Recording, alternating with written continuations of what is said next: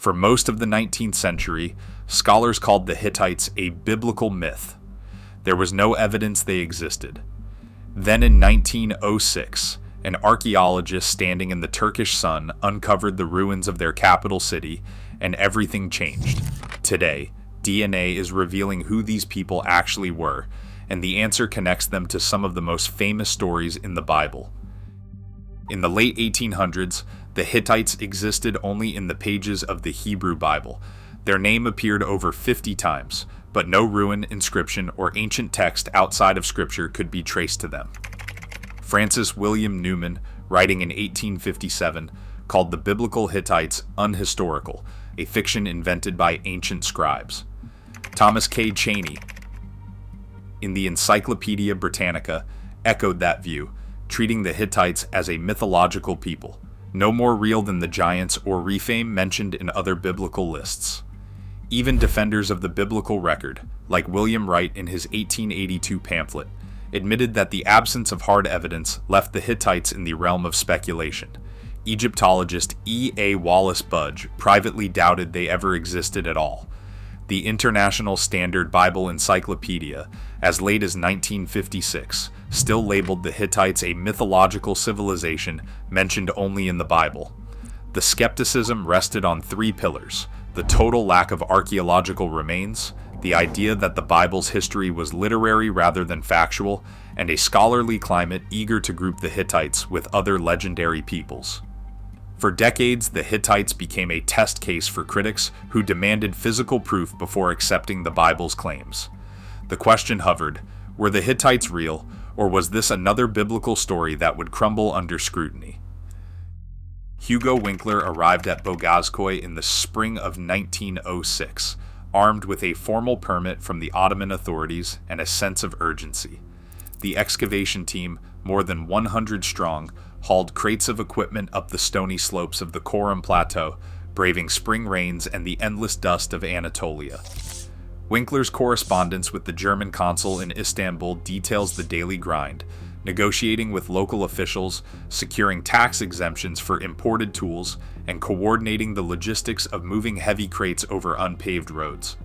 Within weeks, deep trenches cut into the basalt-capped hill revealed the outline of a buried citadel. Then, in a layer of packed earth beneath the palace ruins, the workers struck a cache of clay tablets, thousands of them, many still sealed in earthen jars. By the end of the first season, nearly 10,000 cuneiform tablets and fragments had been cataloged, each inscribed with the wedge-shaped script of a forgotten bureaucracy. These tablets, packed in wooden crates, traveled by rail from Ankara to Hamburg and then to Berlin, where scholars began the painstaking work of reading their contents. The discovery of this royal archive transformed the debate. Here, at last, was tangible proof of a literate, organized Hittite state, preserved in the very soil of Anatolia. Winkler's field diaries, now housed in Berlin, captured the excitement of those first days, the moment the mythic Hittites became a matter of record. Among the thousands of tablets recovered from Hattusa, 4 stand out for their uncanny resemblance to a passage in Genesis. Cataloged as HT K45, HT K47, HT K52, and HT K58. These late 14th century contracts record land sales in a style that would be familiar to any reader of the Hebrew Bible. Each tablet follows a precise formula: the names of buyer and seller, the exact price in silver, a detailed list of witnesses, and the public transfer of property at the city gate.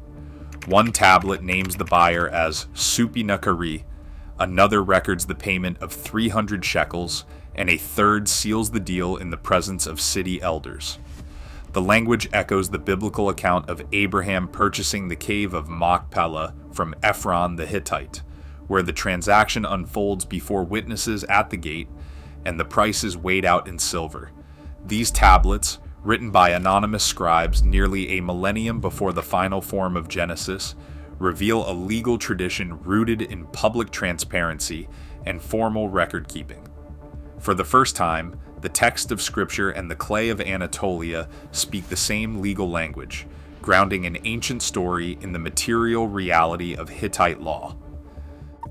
The Hittite Empire commanded a stretch of land that swept from the Anatolian Plateau down through the valleys of northern Syria, binding together a patchwork of cities, fortresses, and trade routes. The capital, Hattusa, rose from the stony hills above the Kızılırmak River, its walls snaking for 6 kilometers, studded with monumental gates, each carved with lions or sphinxes. Within these defenses, broad avenues cut through residential quarters, leading to the royal palace and the Great Temple, where processions once wound past courtyards and storerooms filled with tribute from distant provinces. Beyond the city, a network of paved roads linked Hattusa to outposts like Alakahoyuk and distant trading partners along the Mediterranean and the Black Sea.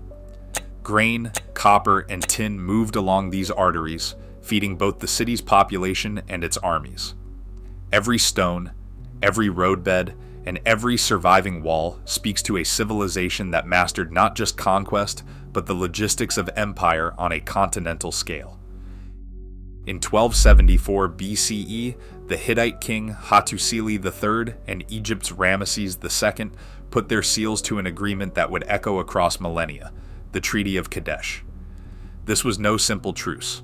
The treaty spelled out mutual non-aggression, the return of fugitives, and a promise that neither side would support the other's enemies. Its clauses were inscribed not only in Hittite, but also in Egyptian hieroglyphs, Akkadian, and a Babylonian dialect, underscoring the multilingual reality of Bronze Age diplomacy. Unlike earlier pacts that cast one king as a vassal, the Treaty of Kadesh recognized both rulers as equals, each commanding an empire that stretched for hundreds of miles. The original tablets, unearthed from the royal archives at Hattusa and mirrored in Egypt, laid bare the legal sophistication of the Hittite state. In the 20th century, a replica of the treaty was installed at the United Nations, a silent witness to the world's oldest surviving peace accord. Uriah.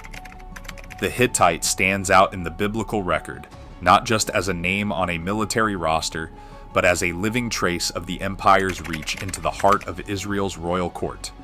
Listed in 2 Samuel among David's elite warriors, Uriah carries an ethnic label that sets him apart.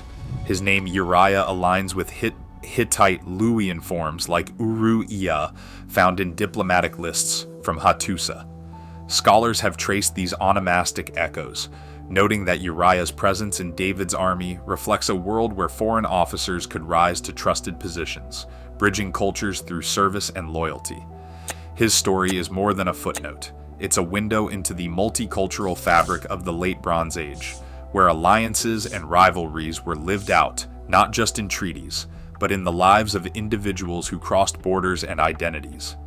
Uriah's fate, caught between royal intrigue and personal honor, reminds us that the legacy of the Hittites was not confined to vanished cities, but endured in the names and stories that survived their fall. A 12-centimeter ash layer traced through the heart of Hattusa marks the city's abrupt end. Radiocarbon dates from charred oak put the destruction at 1198 BCE. In the final months, scribes pressed out the last tablets. One, HTXA4, orders the western gate reinforced. Another, HTX85, reports a critical grain shortage. Both bear the seal of Suppiluliuma II, the last Hittite king. Then, silence. No more records follow.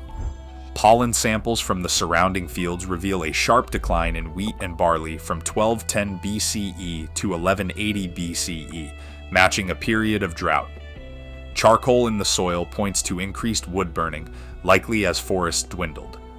Archaeologists sifted through the debris and found bronze arrowheads of foreign make, linking the destruction to the Sea Peoples, whose raids are described in Egyptian inscriptions. The evidence converges on a rapid, catastrophic collapse. Environmental stress, internal shortages, and outside attack all occurred within a single generation. After the fires swept Hattusa, the Hittite name did not vanish from history. Across the valleys of northern Syria and the upper Euphrates, successor kingdoms carried on the legacy. Carchemish, perched on the riverbank, rose as the strongest of these Neo-Hittite states. Its rulers traced their line back to the old kings, issuing decrees in Luwian hieroglyphs and maintaining court rituals that echoed the imperial past. Archaeologists at Carchemish uncovered city gates flanked by basalt lions, archives of royal correspondence, and treaties that reference both Egypt and Assyria. Luwian inscriptions carved into stone slabs record not only dynastic claims, but also the daily business of a living city, taxes, marriages, and boundary disputes. This is evidence that Hittite law and language endured for centuries after the empire collapsed. Biblical prophets took notice. Isaiah and Jeremiah mention Hittite cities and fleeing kings, while the Book of Kings describes alliances and fears tied to these persistent powers. Even as new peoples pressed in, the Hittite identity survived in names, customs, and the memory of lost greatness, setting the stage for later discoveries that would confirm their presence in the region's genetic tapestry. In 2022, a team led by David Reich published genome data from Bronze Age Anatolia that traced the ancestry of individuals buried at Hattusa and nearby sites. Their analysis revealed a genetic blend. Most Hittites carried a strong Anatolian Neolithic component, mixed with a significant share from the Caucasus and a smaller portion linked to steppe populations. The genomes of those buried with elite grave goods showed a higher ancestry related to the Caucasus, initially estimated at around 45%. This pattern lined up with what the tablets hinted, a cosmopolitan elite shaped by alliances reaching beyond Anatolia. In 2025, a re-examination revised those numbers. After reattributing several samples to outlying regions like Kidzuwatna, the elite Caucasus proportion dropped to about 38%. The overall conclusion held: the Hittite ruling class was more genetically diverse than the general population, but the revision underscored how fluid identities could be in an empire built on movement and exchange. Even now, the ancient DNA offers only a partial glimpse. The full genetic legacy of the Hittite elite remains a moving target, shaped by each new discovery in the lab. A century ago, scholars doubted every Hittite mention from Genesis chapter 23 to Solomon's trade. Today, clay tablets, the Treaty of Kadesh, and new DNA confirm their reality. Yet a 2025 study warns the genetic story is still unfolding. History's verdict can change, but the evidence must lead.